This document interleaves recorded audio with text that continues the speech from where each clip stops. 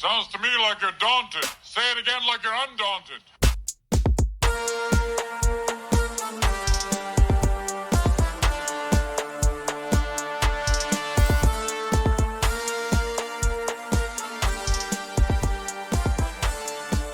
Good morning, good afternoon, good evening, good night, whenever you're watching this, whenever you're listening to this. This is the Often Daunted Podcast, and I am your host, Burke White. Thank you so much for joining me today. On this episode, I'll be recapping the USIE, yes, correct, University of Southern Illinois, Edwardsville, and the Eastern Illinois games. Following that, I'm going to be on to the Indiana news, as I am every episode. Then it'll be on to the national and conference news. After that, it'll be Burke's Big Five. This time it's going to be Burke's Big Five Big Ten associated musicians. Just some musicians that, I just ranked some of my favorite musicians associated with various Big Ten schools. Following that, it's on to the Flaunted and the Daunted for the week. You know, the winners and losers, who's winning and who's losing the week. After that, it's on to some of my thoughts prior to the tip-off with South Carolina. All of that on this episode. This is the regular format for the regular season episodes. I cannot appreciate you guys enough. I know I have cut the number of episodes, but I am trying to focus on the quality of episodes. I hope you enjoy this. If you haven't followed me across all socials just to get updates on when these new episodes come out, with the new release, I'm going to have probably one a week. Just wanted to, have more time to be a good dad, good husband, and just wanted to focus on the quality over quantity. So again, it is going to be weekly recaps of whatever games we played, and we'll get into that today. If you haven't followed me across all socials, it is at Often Daunted. That is X, Instagram, whatever the case may be. If you haven't, please go follow at College Huddle. The College Huddle, awesome network of schools, just every single huge school you can imagine. They have a basketball and football representative. I am there representing Indiana for the basketball side. The Hoosier Huddle podcast, they are the football representatives for us. And it's awesome. Just been awesome getting to be on the Big Ten Huddle as much as I have, getting to go on other shows. And if you haven't, speaking of which, tomorrow, if you are watching this Thursday, the day of release, I guess, I will be joining JR on the Big Ten Huddle to discuss just some of the upcoming games of the weekend. Big weekend in Big Ten hoops, and I'll get on to it there. You can go check them out. But without further ado, let's just get into the episode. There's not much else to talk about. Let's go.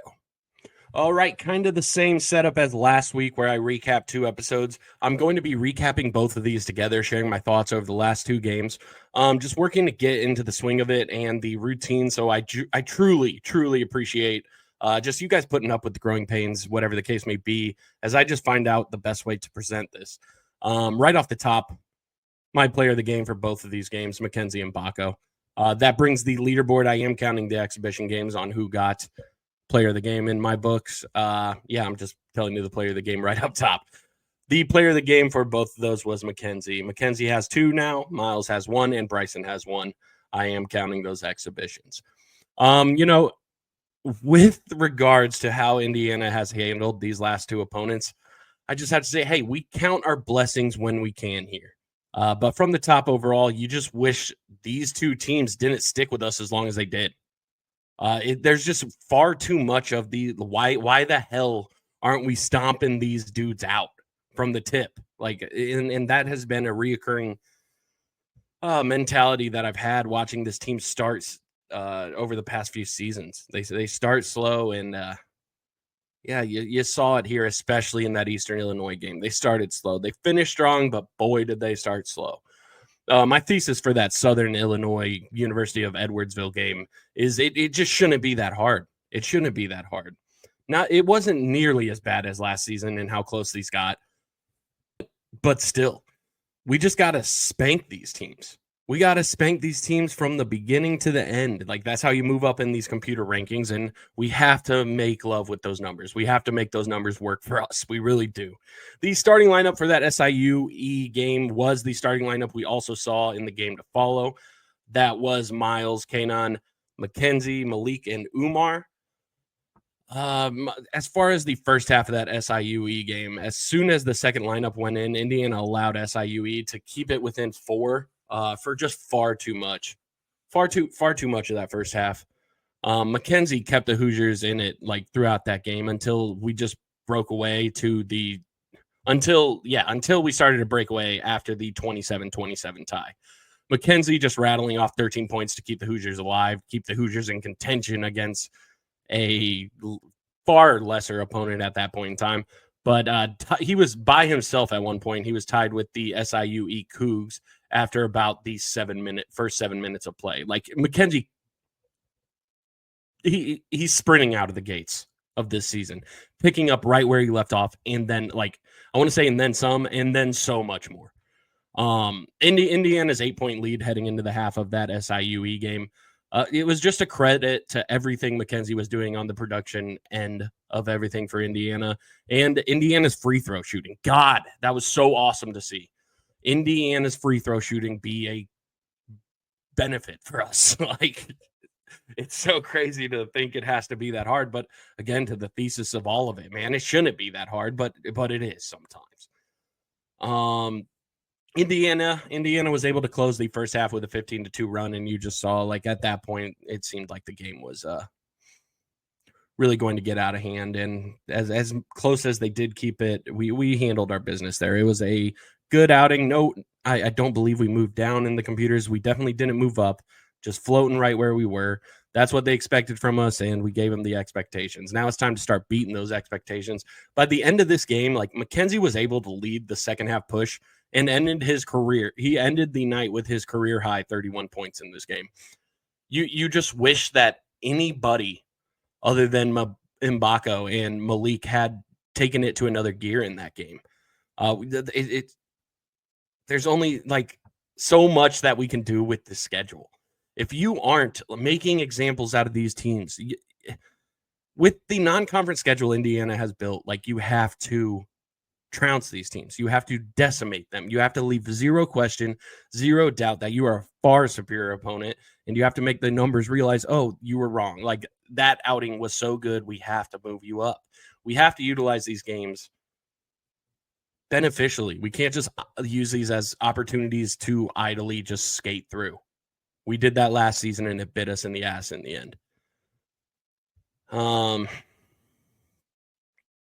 Yeah, you just wish that it seemed like Mackenzie and Malik really had that gear going throughout the whole game.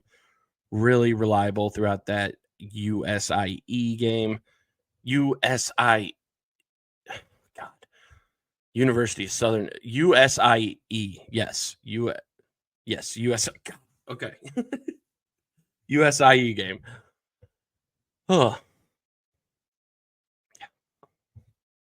Just too many mistakes adding up, and if we allow that to carry on into the battle for Atlantis or any real competition whatsoever, any real opponent worth their weight, like anybody that we want to compete against, like those little mistakes are going to add up. The lapse in motor is going to bite us in the tail. It's just a whole, like, that game, regardless of the score, you just wanted it to tighten up a bit. A little more intention. Looked like it could have went a long way in that game. When I mean the intention, it was just 16 turnovers, like 16 offensive rebounds allowed. That's just low motor statistics right there. The defense and rebounding was just, as a whole, lackluster in that game. Tightened up in the second half, but just far too many open threes. Are you sick of hearing me say open threes are the issue? Too many offensive boards for just an undersized team. It was rough on that end of the floor. You wish you could have seen Indiana's size, like, dictate those parameters accordingly. But yeah, it was really while we were giving them open threes, they only shot 20% from deep. And I just was thinking the whole time, man, another team is going to damage us for this. Another team is going to make us, they're going to kill us with that. And yeah, that was just some of the gripes. 3-point shooting in this one. 3-point shooting in that USIE game, very promising. We can build on that. 6 for 16 from deep. You want to see that volume go up. But ultimately, hey, that efficiency rating will inevitably build the confidence that will build the volume. I love where we are starting this year compared to where we've seen this 3-point shooting be. And I am optimistic on where this could go. I find the 3-point shooting outing so far, very promising. Free throws as a whole, just 14 for 17 in that game as a team. Incredible. I would have killed for that last season. We need to get the free ones. And glad to see Indiana was able to convert at a better rate here. Kanon throughout that game, he struggled to get involved offensively, but he just looked to make it up elsewhere. He looked to make up for it elsewhere. He absolutely did. Despite the open threes from the backcourt, like Kanon's energy was on display. It was on display on the defensive end, and he was active on the boards, grabbing 6 rebounds on that end, as well as dishing out 3 assists. Like that, with the motor he's bringing, if he has the skill to pay off that motor. Like that'll pay dividends. It'll all come to fruition here shortly. I truly believe that. Ballo just seems tense. He seemed tense in that game, or just something out of the gate, I guess. As many boards as he is getting, like there are still some left to be taken by him. There really are. I hate to nitpick Ballo. Like I'm so pumped we got this guy. We need everything that we can get from him. It just seemed like he didn't seem to have the mitts for the ball in that game. I don't just squeezing it a little too hard, maybe. I don't know what the case was. We just need to find that gear, that gear that we so desperately went out searching for. Just that nasty bulldog down low. Luke 0 for 3 in that game. 0 for 3 against the Cougars on the night. He's not sinking them, but I like his involvement in the offense. I like the shots he's been taking. They are the shots I want Luke Goody taking. When he's open from that range, take it. Keep taking shots, Luke Goody. That's my ultimate thoughts from in regards to Luke Goody. Last thing on the USIE game before I discuss a little the Eastern Illinois game. Mackenzie was slept on last season. He was. The way it all ended, he was co-Big Ten freshman of the year, but the way he ended the season, if he could have done that if he could have done that 3 games earlier, he would have been outright. I truly believe that. It's just it's incredible to see that he is taking the sophomore leap, despite me thinking that there wasn't that much of a leap for him to take. It looks like he really is taking it with that 31 points in that game. But more impressively, it was the 4 for 5 from deep. Mackenzie's converting at an 80% rate in the game while taking 5 shots from deep. He is just the bucket we need and every ounce of the producer that we will need him to be. In that game, it was cool to see Daryl honored with Kyle and the rest of the family in the house for that game. And yeah, credit to SIUE. My last note here, they played tough. They did. These guys love they and of course they are. They're going to play their hearts out in Assembly Hall. And credit to SIUE for doing just that. All right, now let's discuss some thoughts regarding the Eastern Illinois game and my Eastern Illinois thesis. 2 different teams, 2 different halves. That first half, absolutely pathetic. Pathetic first half, 37-36. I thought we were just going to finally start running away with it when the Hoosiers hit the 27-20 lead with about 9 minutes to go in that first half. But boy, did they decide not to do that. Down the stretch of that half, they just give up the lead, and the Hoosiers are down going into the half against Eastern Illinois. That was absolutely. It was sluggish defense, open shooters, just uninspired rebounding, lame duck passes. There was one by Trey in the first half where he tried to hit Bryson in the corner at the top, open on the other side of the floor. It was just one of the lazier passes about halfway through the first, and that one just really stuck with me because it was our captain. No offense. I mean, God love Trey. We love Trey on this show, but it hurt to see the captain in that state, right now, just idling through a game, coasting through a half like that. It felt like that watching him. Whatever the case may be, whatever Mike did at halftime, that wasn't. They definitely turned it around with a 24-2 run at one point to start the second half. It was just an entirely different team looking to run with purpose, looking to defend with purpose. I say that, but then also open shooters still. But it was I'm trying to look for there. You get whiplash watching this team in this game. Like the juxtaposition between the quality and the caliber of play on the court that one team can have is jarring. It's alarming. You just need to. I don't know what it's going to take for Indiana to find the full 40, but man, God, this talent on this roster, if they can find the full 40, it's going to be something special. We saw what the 20 was in that second half. It was something special. If that second half bleeds into the first, we are sitting pretty, and that computer is helping us out. That computer is making the numbers dance in our favor. And, if we take a few bruises in Big Ten play, we can survive it because we absolutely shredded them for 40 here. But, again, taking our foot off the gas out the gate, I just don't want it to bite us in the tail. I don't. And the more and more you leave these ones up to question, the more and more there is the opportunity that that's exactly what's going to happen. In that Eastern Illinois game, we were able to go 8 for 12 from the free throw line, which is, that's far closer to what I'm accustomed to. Going 66% and fix that. Be more like the last game. 12 for 15, I believe I said. Let's try to get back to that clip. Miles was forcing the issue. In this one, I really felt like, especially in that first half, I mean, second half, not so much because we were just balling out in the second half. But when he was looking to do anything in the first, it just you just saw far too many errant dribbles and turnovers. And I say forcing things, but then it was also just like, it was forcing it without the motor. It was a team-wide just a team-wide case of the sads in the first. Everyone just was playing sad. I don't get it. We can't have that. We definitely can't have that against South Carolina, who absolutely looks far better than they did in their opener against North Florida. But we'll get into that in the preview.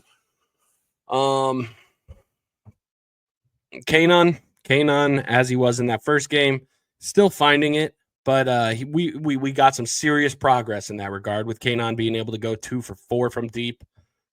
Again, the effort that he brings defensively, it's going to pay dividends, and it's going to help him find his way on the offensive end. If he has the motor, I truly believe that he has the inherent skill to find his role, find what he needs to bring to this team to play a significant part, to be a significant, contributor. In that game, Trey really showed the ball movement he brings with him off the bench. In this one, like he did the game before, of course. I think he had 8 assists in this game, 8 assists in 18 minutes, 9 assists in the game prior, 17 assists off the bench. What more could you ask for?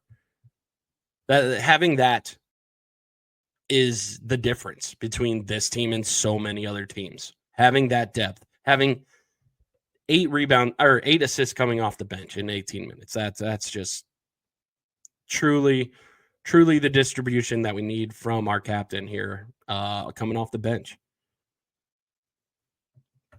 Bryson Tucker in this game. Bryson Tucker in both games. I mean, he just continues to be found money.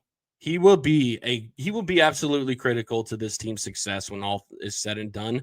And I just look at Bryson Tucker and I'm like, this kid is a break in case of emergency option has failed option. Like, he is a fallback scoring option that we didn't even know we really had. But man, now that it's revealed itself, I just am over the moon about it. He was able to have 20 minutes against Eastern Illinois. And again, I cannot speak volumes to what I think this kid is going to mean for us by the season's end. What he will be able to do. There will be a Bryson Tucker game. I said that last episode. I'm going to say it again. And I'm excited to see it. Malik's development in this game and in the prior game, like it's jumping off the screen. He's such a force. His ability to tighten up defensively has made him available for massive minutes this season. And as far as Malik's abilities go, availability was the lesser of his abilities. He was able to cut that down. I think through 2, he has 2.5 fouls a game, and that's the same as his season average for his freshman season, and that's roughly with about half as many minutes that he was playing in that freshman season. So he has made these strides defensively to cut down the little things that ultimately kept him off the floor and ultimately hurt the Hoosiers, because when Malik Renew's not on the floor, the Hoosiers aren't their best. They aren't the best version of themselves because Malik is one of the best Hoosiers. Ballo's been hit or miss with the consistency he's bringing, but he was every bit of the monster we needed him here in the second half. With him, yeah, I'll discuss here when I sum them up, kind of, but yeah, Mackenzie also in this one, just incredibly productive game. But in this one, he had a steal. Like, the defense stood out to me here in one play in particular. He had a steal that started a fast break that turned into a Miles Rice 3-point shot, and then it got cleaned up by Malik Renew crashing the boards and putting it back for an and one. It was just awesome to see Mackenzie is starting a break like this early into the season with just some solid on-ball defense, considering where we were this time last year. Mackenzie Mbako has made incredible strides defensively that have been able to, that have enabled him to just reveal what was his inherent offensive ability. And I'm just glad to see Mackenzie doing it on both ends, finding a way to step up that defensive intensity. It's awesome to see him like committing to that, because I truly believe he is making conscious steps in that regard. It's visible to me through these 2 games, summing them up both. The shots are falling from deep. They are falling. Maybe this level of an efficiency that everyone's complaining about the volume, but this level of efficiency can absolutely help to spark an increase in the volume. That'll feed the confidence. That confidence will feed the volume. Indiana's been through these 2 games. Indiana's been its most ineffective offensively. Just when we are starting to spam the front court over the top passing, that interior over the top, try to get Ballo on a one-hop dunk or try to get Malik, whatever the case may be. You can see when Indiana's doing that, they fall into this mindset, and it's just the off-ball movement comes to a scratching halt. Like, it's the other 4 guys just watching if Malik or Ballo is going, it's the other 4 guys watching if Malik is going to be able to make a spin hook left-handed hook, or if Ballo is able to muscle it up and in. It's these lapses in movement. It speaks volumes to that Hoosier 3-pointer volume taken. Like, when those 4 guys are watching the post guys, go to work, try to force the ball into the bucket, we're not getting open shooters on the 3, and that's hurting the volume. I think that's the argument I was trying to make there. All right. This time last year, like, we were screaming about open shooters. And I'm not saying it's as bad as it was last season, but nonetheless, I'm still screaming about it here. There's just far too many open shooters. How is this the case? I don't know how this isn't addressed. I don't know how this isn't schemed out of whatever's going on. Why are there so many open shooters? Let's do something about it, Hoosiers. I truly believe we can. We have the talent. We have the physicality too. We just need the game plan and intention. So let's go get it.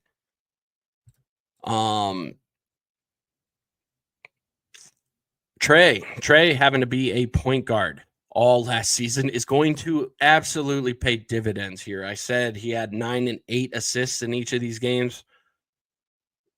He did have that pretty horrible pass in that first half, but his vision has been unlocked just through that absolute trial of a season for him last season. And having that coming off the bench with the size he does, it's going to catch a lot of teams off guard. And Trey Galloway catching teams off guard wouldn't be the first time, and I'm certainly hoping that we see it far far more frequently this season to come.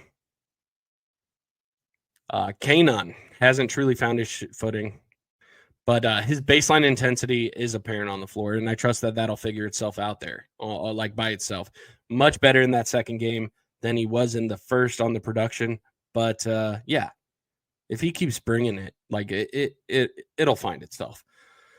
Malik Renew is showing off his abilities and producing, but more importantly, he is showing off availability. I said it before, but fouls through 2 games. Malik has 5. That 2.5 average matches his season average for his freshman season, despite roughly having half the minutes then. Wow, that's much more eloquent than how I chopped through it before. Ballo. Through these 2 games, Ballo needs to find that 5th gear more frequently. If not, like, let's slide Malik down when needed. There's no punishment or shade to Ballo here. He's playing far more minutes than he ever played at Arizona. There's no shade whatsoever, but maybe we need to slide down Malik just to let him do more with less time. Let Ballo do more with less time rather than having him do less with more time.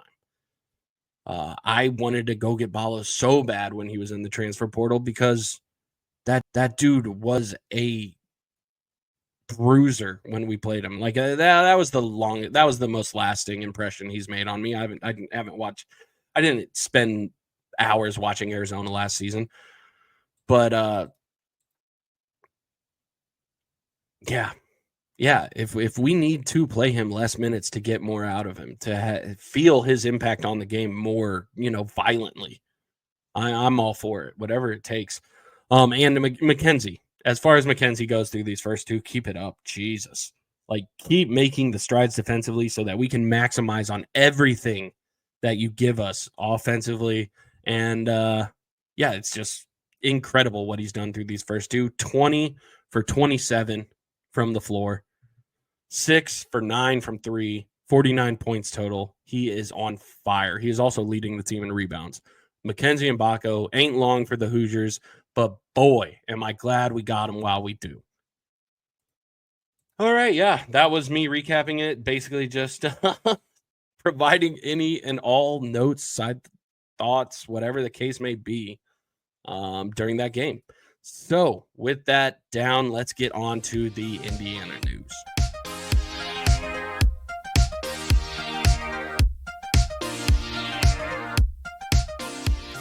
Starting off your Indiana news, Indiana ranked number 5 in the latest AP poll, the latest CFP poll for the college football playoff.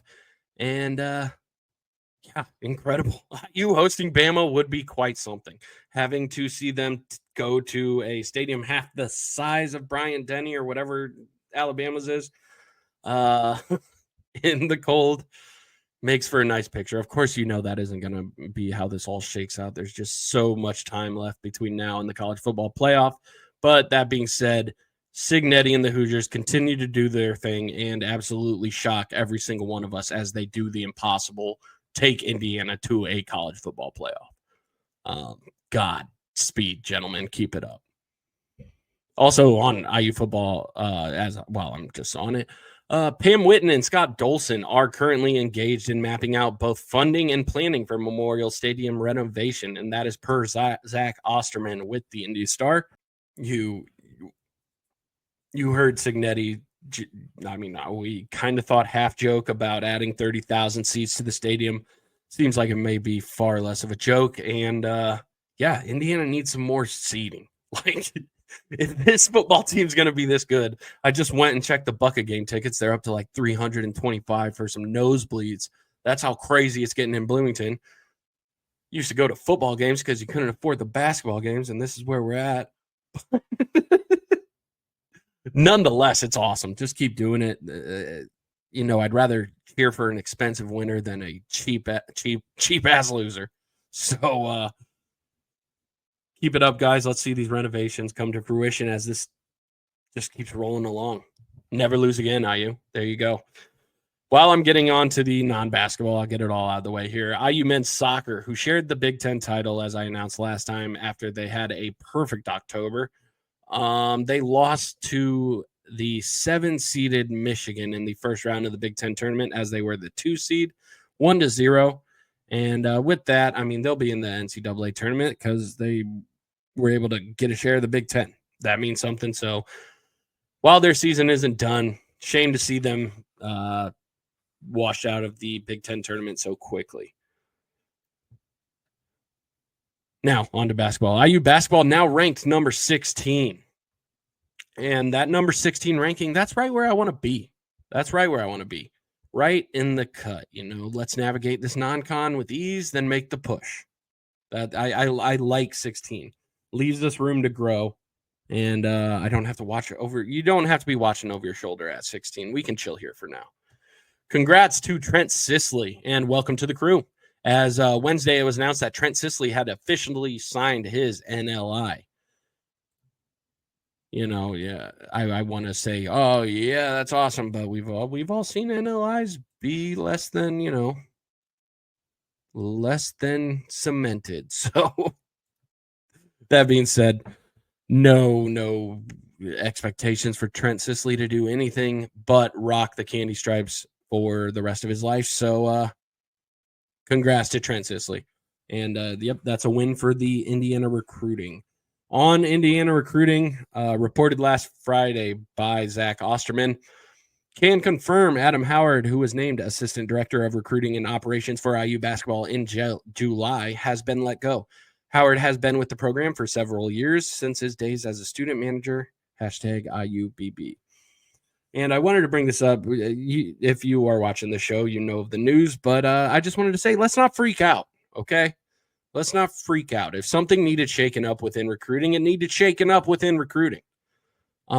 Seems like the fans who see this and who are yelling about it and who are the most upset with Woodson firing him, seems like those same people who are screaming so aggressively about it are the same people who would be screaming about not getting Braylon Mullins and not getting, the in-state talent. Seems like that they would be the same section of that Venn diagram. And I just have to say, you can't have your cake and eat it too.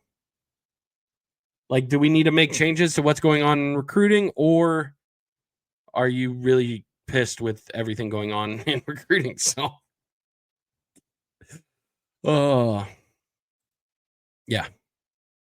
But that's none of you guys watching. If you watch this, you're cool. You're one of the good ones. John Fanta included Miles Rice in his top 25 players to watch in college basketball. That is both men and women's, placing Miles at number 15. And in regards to that, he had said, Mike Woodson has a high-level point guard in Bloomington, and Hoosier fans are dreaming of a Big Ten title and Sweet 16 run this year. Rice, a Washington State transfer who averaged 14.8 points, 3.8 assists, and 3.1 rebounds this past season, is a multi-skilled lead guard who will be critical to Indiana's success. Umar Ballo is a preseason All-American in my book and one of my favorite players in college hoops, but I am giving Rice the nod because of his importance to this team. And absolutely, I said the same thing on the Big Ten Huddle when JR had me on to discuss preseason, awards, superlatives, all that kind of stuff. I had said, like, if there is going to be an MVP of this Hoosier team, and we have all the success that I truly hope that and think that this team can have, if there was an MVP, it was going to be Miles Rice. If this team was good, if this team was a competitor, because what he will do to the backcourt will make it look so aggressively different than the Indiana of old, the Indiana of the last 2 years, where, you couldn't help but give him the MVP. I thought that to be the case, but honestly, right now it's Mackenzie Mbako. Just the walking bucket obviously has to be the most valuable at this point. Yeah. In 49 states, on to the next story. Sorry. In 49 states, it's just campaign finance. From John Webb of the Evansville Courier and Press, Evansville. Former Vanderburgh County Commissioner Ben Shoulders used tens of thousands of dollars in campaign money to buy baseball cards and basketball season tickets, among other purchases, and then tried to report the expenditures as fraudulent in an effort to recoup some of the money. Evansville police say, according to a probable cause affidavit filed in Vanderburgh Circuit Court late Wednesday, Shoulders spent more than $41,000 on eBay purchases using a debit card assigned to his Shoulders for Commissioner account. He would then list the buys on his campaign finance forms as something else. Signs was actually a 235 Johnny Bench rookie card, the affidavit says. Banner was a $570 Satchel Paige card. Police also obtained records from Shoulder's email address that allegedly shows confirmation emails for a $3,000 purchase for the 2020 to 2021 Indiana University men's basketball season tickets. So yes, campaign finance in Evansville being fun, some of that money going through the Hoosier pockets right there. I just wanted to bring up the story too. But yeah, campaign finance fraud for Hoosier season tickets. I've seen people do less. I've seen more. I've seen people do more for sure. Just a few more here for the Indiana news.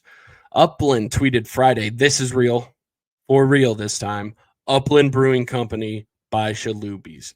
The Shalubies Sloppy Pilsner will be available for purchase at the Upland Bloomington Brew Pub location. All proceeds will go to support the at Hoosier Hills Food Bank. Cheers." And awesome to see just how fervent Indiana football has made our community, our fan base, just us. This is crazy. They made a beer based on a very real restaurant that has been a part of all of our lives. If you've ever been on campus, Shalubies. So it's just such crazy times we live in that this can also happen so quickly. Like how it's wild, But God, I love our fans. I love it. I love IU Internet. I do. Dickie V announced his preseason low post enforcers, and I am bringing this up on the Indiana section because Indiana is included on it. Let me read this as Dickie V. Hold on. Let me get in character. Okay. This is Dickie V's low post enforcers, baby. I'm reading his writing on ESPN, and this is what he had to say about the low post enforcers. "And let's not forget about the big boys down low.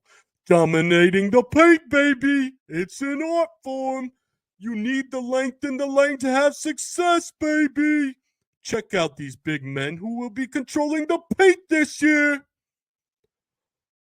Hunter Dickinson, KJ Adams, Rylan Griffin, Cooper Fleck, Umar Balo, Mackenzie Mbako, Malik Renew named to Dickie V's low post enforcers list." I felt like I had to, I have to do the Dickie V impression if you're reading Dickie V lists.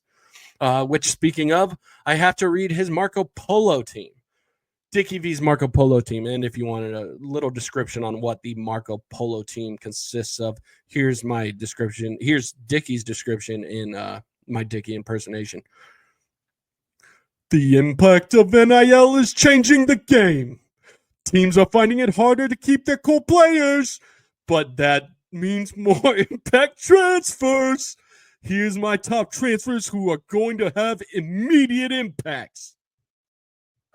And Umar Bala was on that list. Sorry. Oh, that was the Indiana news, and that was my Dickie V impersonation. So let's get on to the national news.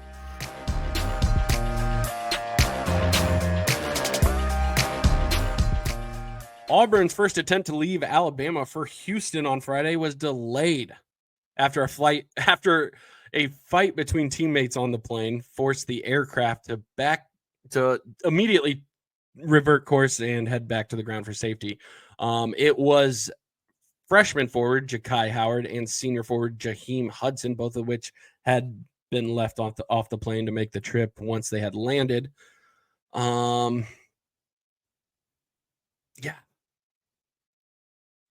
That's just crazy. Everybody who's been fighting for Pearl, the team looked great after the fight, but I just cannot imagine our fan base reacting to hearing that news. I just wanted to bring it up because that's such a wild story, and I wanted to, spin the idea of just what that would look like amongst us. We would be at each other's throats, which is crazy. If they were fighting, we would be at each other's throats, but that is absolutely what the case would be. Some more relevant news with Big Ten.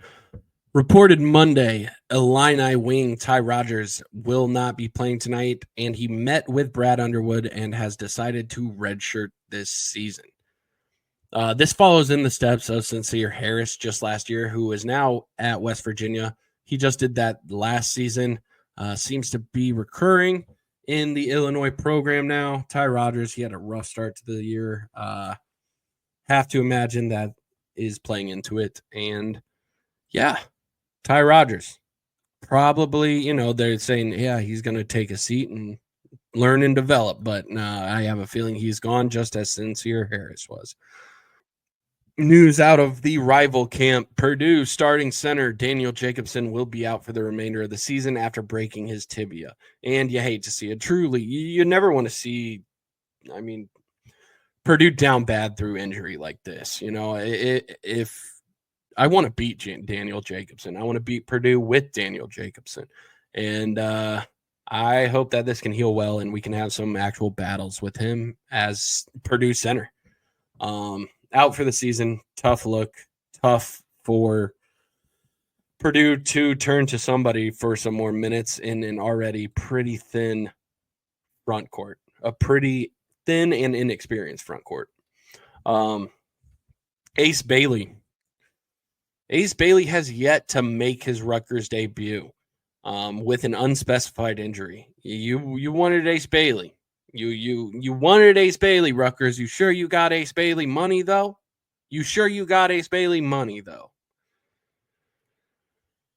Yeah. Unspecified injury, missing 2 games, that is super shady stuff. Just, yeah.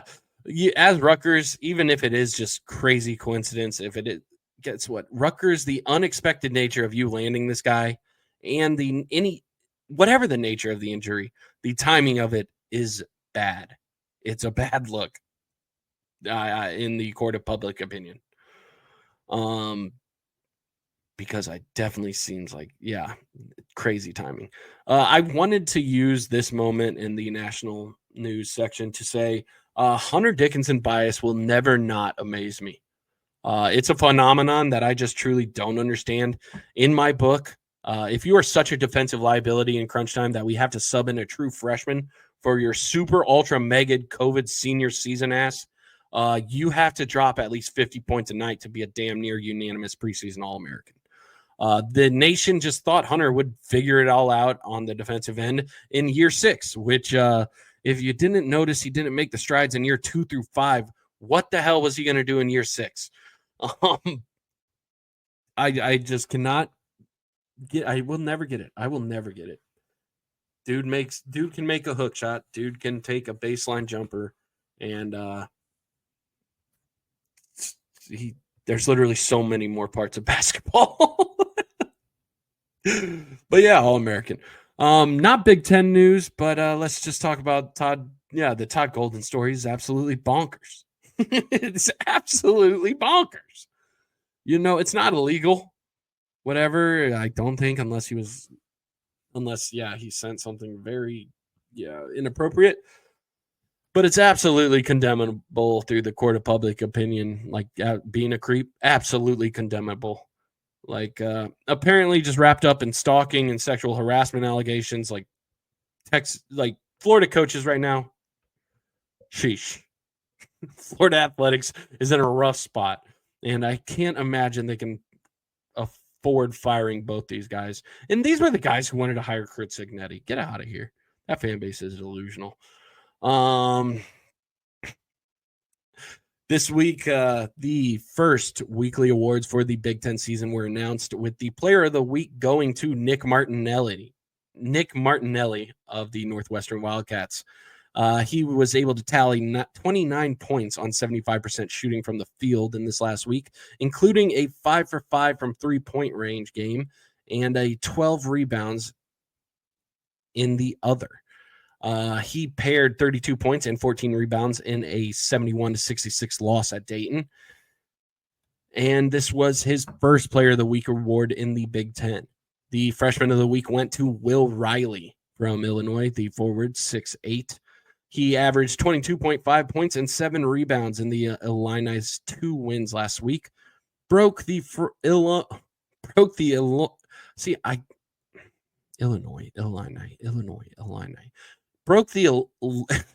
broke the Illinois freshman scoring record with 31 points on 10 for 13 shooting, including 5 for 6 from three-point range in a 112-67 win over Eastern Illinois. Jeez, I thought I was broken there for a second.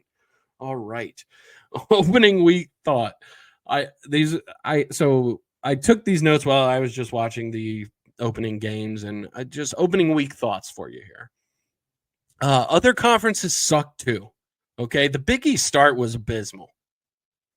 Providence holds off Central Connecticut by 4 points on opening night. DePaul beats Southern Indiana by 2 points in overtime. Columbia beats Villanova by 10. Austin P beat Butler. Fordham beat Seton Hall. Villanova gets beat again by St. Joseph. Like, the Big East sucks, okay? And unless UConn is winning the title for the third year in a row, which they very well could, like, I'm out on the Big East. I'm out. And speaking of other conferences that I'm just out on, for a whole lot of talk, the SEC sure did struggle on opening night. Number 13, Texas A&M lost to UCF. Number 19, Texas falls to Jake and the Deeblers. Well done to Ohio State, man. Coming out of the gate, representing the Big Ten well, punching that SEC team in the face. Missouri falls to just the administrative trash fire that is Memphis. Georgia just barely squeaks it out over Tennessee Tech. Rough day for such a loaded conference, you know. Just rough opening for those two conferences, and they just want to shit on the Big Ten routinely, and then just abysmal outings from both those conferences in my mind. Big Ten I used to touch on each of the Big Ten games since the last recording on the episodes. Now that there's 18 teams and I'm doing one a week, that is pretty unmaintainable, whatever. But I thought whatever games were worth sharing and need to be on the radar, I thought I'd select those ones and some results from them. So since our last time of recording, you all heard about Derek Queen's game. Derek Queen was dominant with a 20-point, 20-rebound debut in Maryland's win against Manhattan.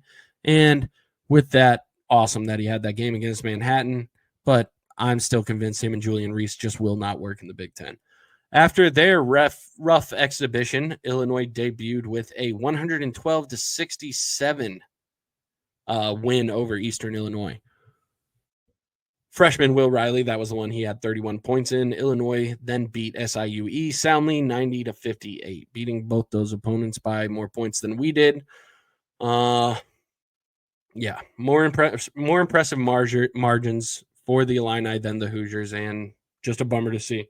That is just, again, speaking to, let's come out of the gate ready to go. One season, please. Freaking stomp these teams from tip to whistle. Please. Purdue struggled against Texas A&M Community College. Texas A&M Corpus Christi. Sorry, CC is all I wrote down.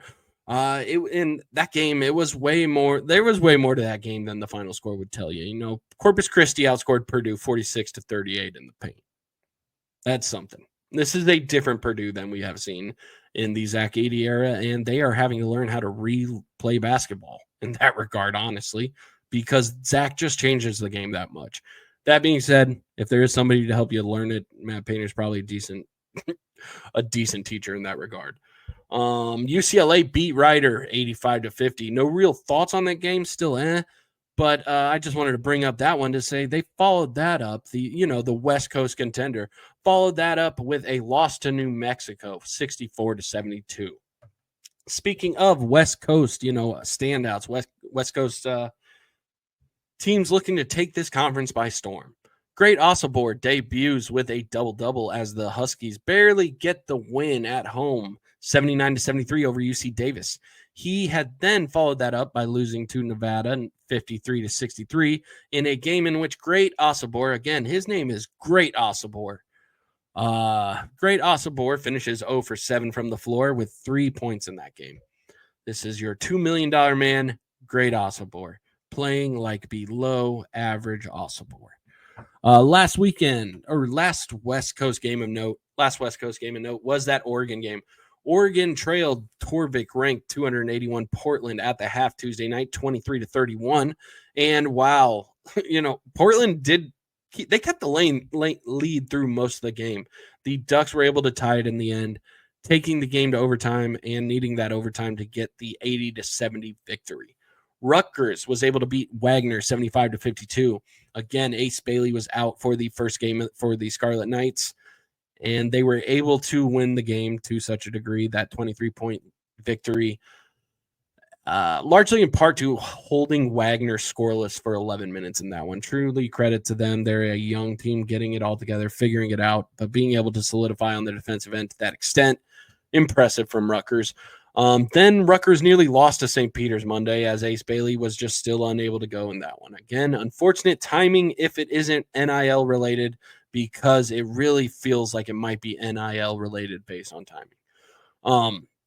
Michigan fell to Wake Forest after being so high on themselves last week. Northwestern lost to Dayton 71-66. So Martinelli player of the week despite losing to an A-10 team.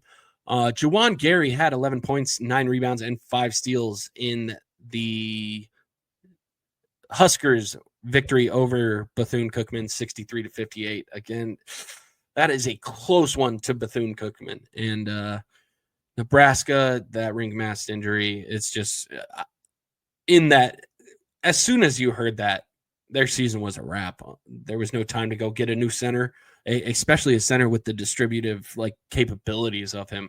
He did so much to get the wheels moving for that Nebraska team. And less than stellar result with that 63-58 win over Bethune-Cookman. Michigan State lost to Kansas, number 1 Kansas, 77-69. Both sides missing plenty, just in a slow start. Michigan State showed some of the fight, but the front court was just destroyed by Hunter Dickinson. Kansas shot horribly, and despite how close it may have been, my opinion on Sparty, it just hardly changes here. Following that game, Bill Self became the winningest coach in Kansas history. Woohoo for him. Last one of note is the Tennessee game. Tennessee beat Louisville 77-55. I just wanted to throw this one in as a barometer from our scrimmage with them. Take from it what you will, whatever. All right, yeah. With all of the Indiana news out of the way, the national news, let's get on to the flaunted and the daunted for this week.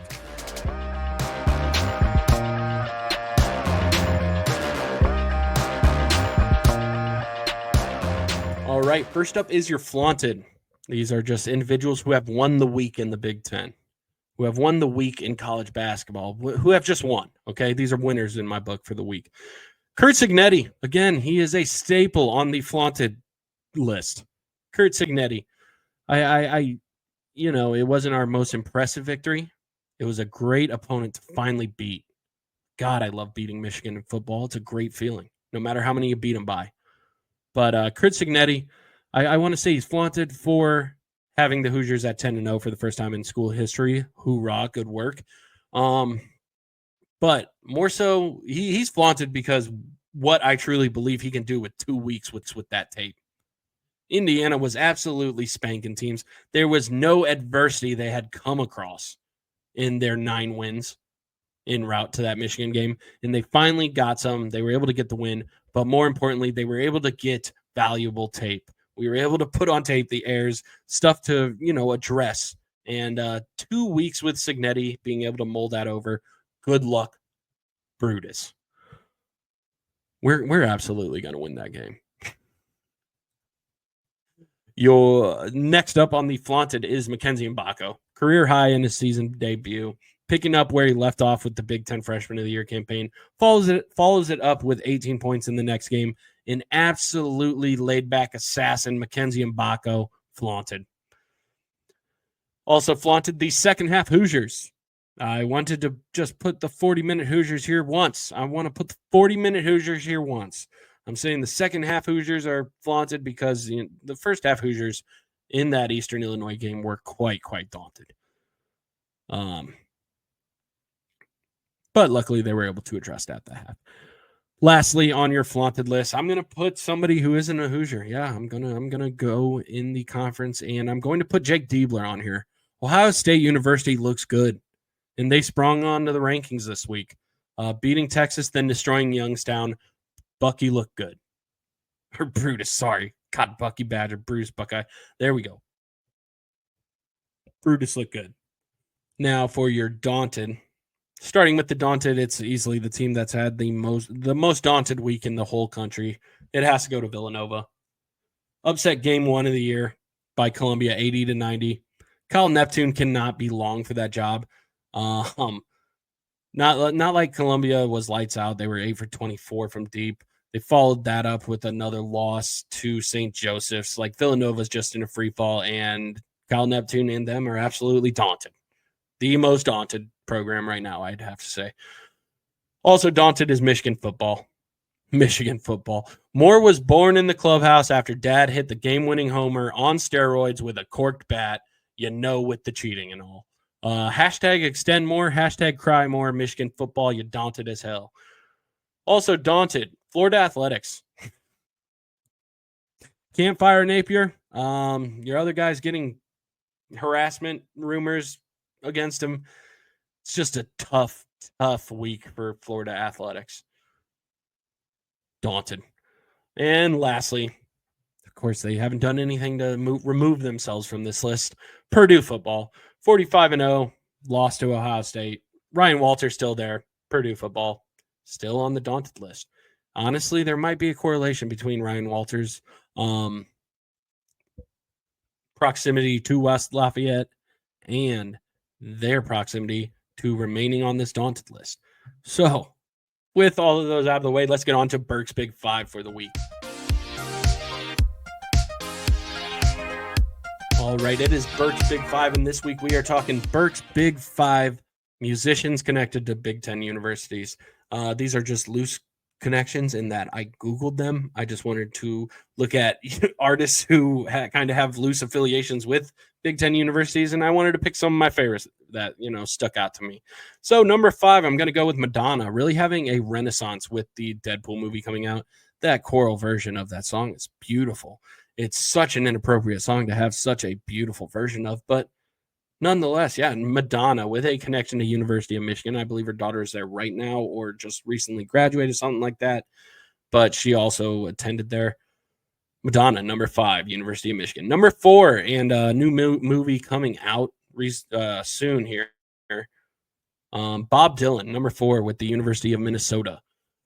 Timothée Chalamet will be playing Bob Dylan in that movie to come up, and I really, really think that it's going to ruin like one of my favorite songs. The moment that everybody gets on like a Rolling Stone, which they will, they absolutely will as a result of this movie, it's going to ruin it for me. I hate to be one of those guys who thinks he's cooler for listening to Bob Dylan, but I am one of those guys who thinks I'm cooler for listening to Bob Dylan. So, number 3, Eddie Vedder, Northwestern. Eddie Vedder, Chicago through and through. Pearl Jam. Even flood. Yep. Eddie Vedder, number 3. Number 2, Prince, also tied to the University of Minnesota. Prince grew up in Minneapolis and was a huge Golden Gopher fan. Number 2, Prince. Prince is the best.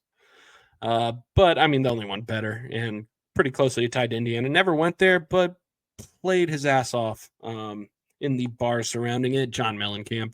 I'd argue he is one of the most American artists out there. You think about Americana music, I would say John Mellencamp is right up there. Hoosier through and through. Number 1, John Mellencamp. All right, let's get on to the preview, and then we'll get you out of here with let's get on to the preview.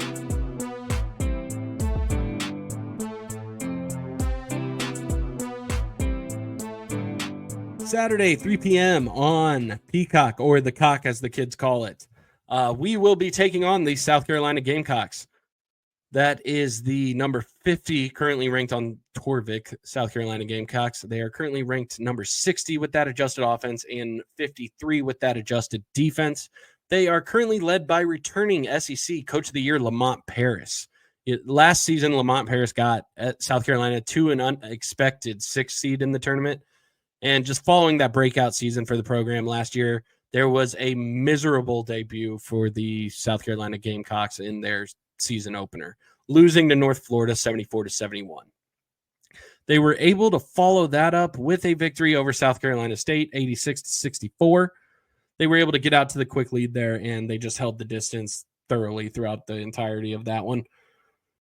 And you saw that they're getting their legs together. They're finding a way to be a little more cohesive in that second game. But by the third game, they really recalibrated their expectations and got things on track after they were able to just eviscerate the 7.5 point line that Vegas had given them against Towson.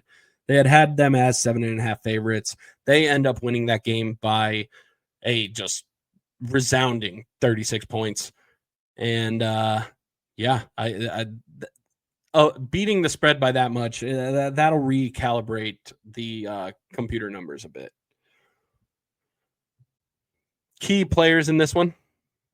Key players for the Gamecocks are going to be preseason All-SEC selection, Colin Murray-Boyles, who was able to lead the Gamecocks with 17 in their loss to the North Florida Ospreys, going 7 for 16 from the floor. The 6'7" forward is their for sure first go-to bucket getter, and he was able to feast in that last game that they had against South Carolina State. Able to feast even more so against Towson, going for 27 points on 9 for 12 from the floor, 9 rebounds, 1 assist. This guy is a difference maker. Preseason All-SEC. SEC is a pretty good conference this year, or at least they think they are. And, he is going to be the one to watch for in that front court. I believe our front court has the size, the skill, the everything to handle them. They just need to bring the motor. I am nervous about what Jacoby Wright could potentially do from the floor to Indiana in this one. Jacoby Wright, he's coming off of a game in which he went 4 for 7 from deep, 7 for 10 from the floor, where he dropped 20 points against South Carolina State.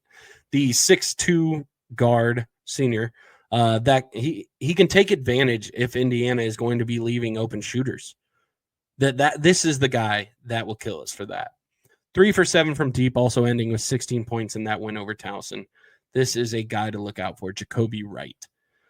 Do not, as far as where their production is going to come from, it is the starting 5. Do not look at that bench for significant threats. They utilize their starters for all production. If Indiana can work the ball inside and test Jacoby's defensive discipline, foul trouble is going to be kryptonite for the South Carolina team. That's just my, 10,000 perspective on it. 10,000 foot perspective on it. As far as what kills the Hoosiers, it's usually 3-point shooting. And I really want to limit South Carolina's 3-point shooting in this game. In their debut against North Florida, South Carolina got up 16 shots, sinking 5. In the game against South Carolina State, they got up 22 shots, sinking 8 from beyond the arc. Against Towson, they got up 21, sinking 6. They are not great at shooting the 3, but if there is one place where a team usually has their shooting game of the year, it's Assembly Hall.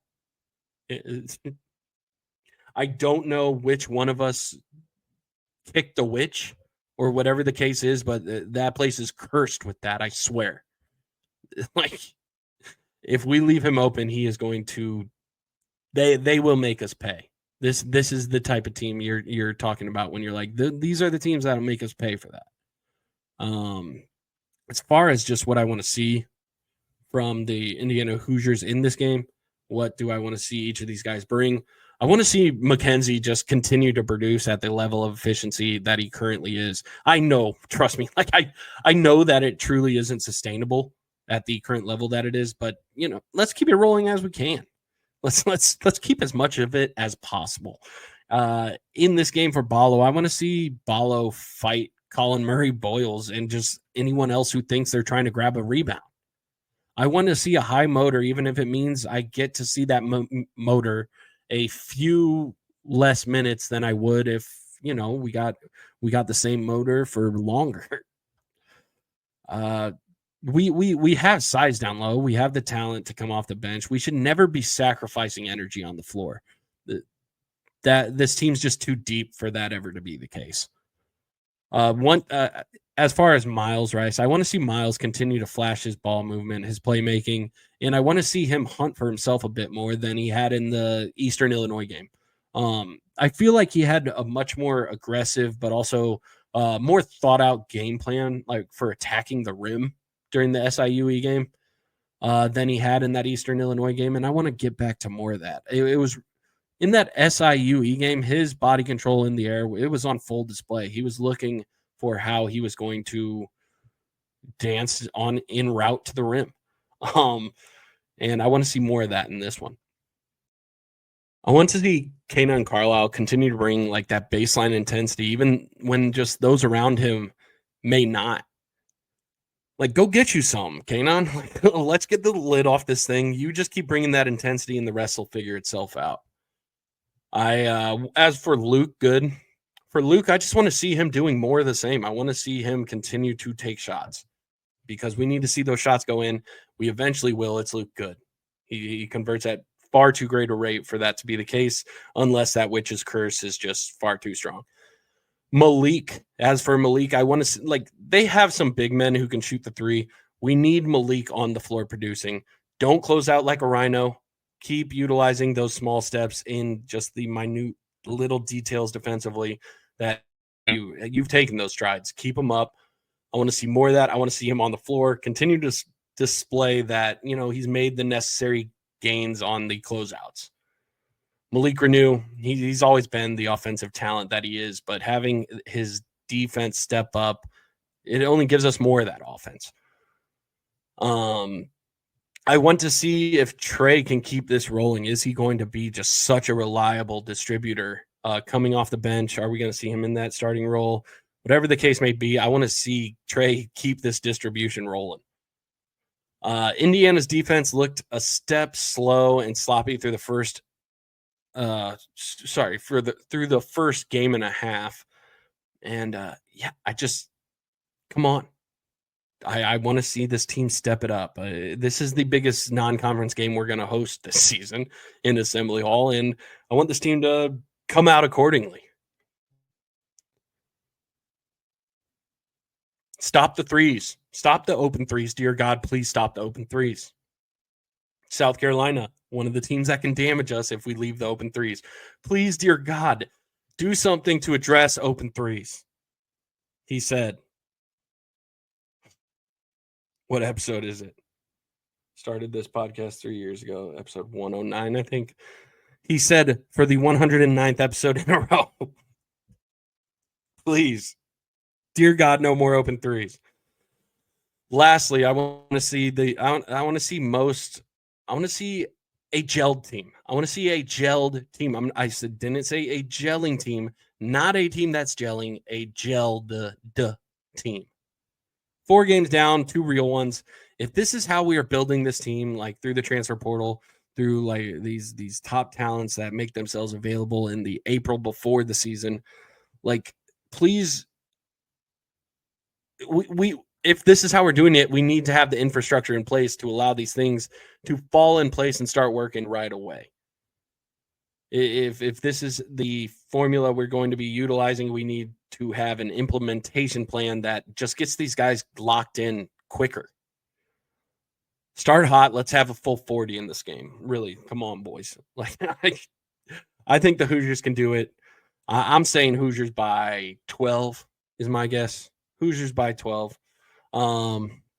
If you'd like, joining JR again, I said it earlier in the show, but I'm joining JR Thursday night to preview this one further, along with just 6 other Big Ten games for the weekend. Really great lineup we have for the weekend. So please go check the Big Ten Huddle if you haven't, if you want to see that on Thursday, same day as this releases. So thank you very much. And that was the preview for South Carolina. We'll get you on out of here with a Hoosier history hit, and then we'll send you out.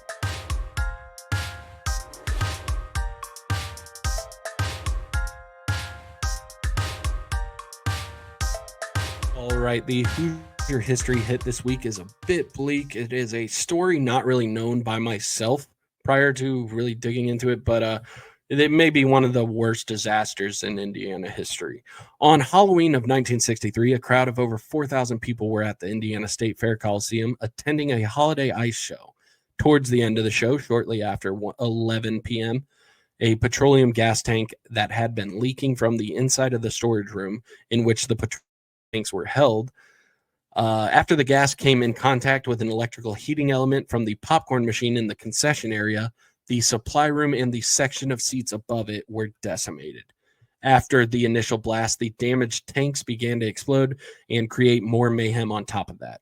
That night, 81 Hoosiers lost their lives, 54 in the initial blast, and about 400 were injured.